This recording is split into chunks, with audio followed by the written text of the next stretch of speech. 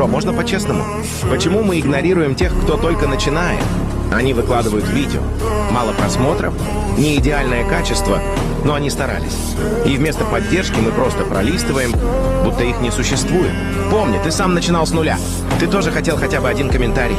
Некоторые из них монтируют на старых, разбитых телефонах, но с огромным желанием. Твое молчание может заставить их бросить любимое дело.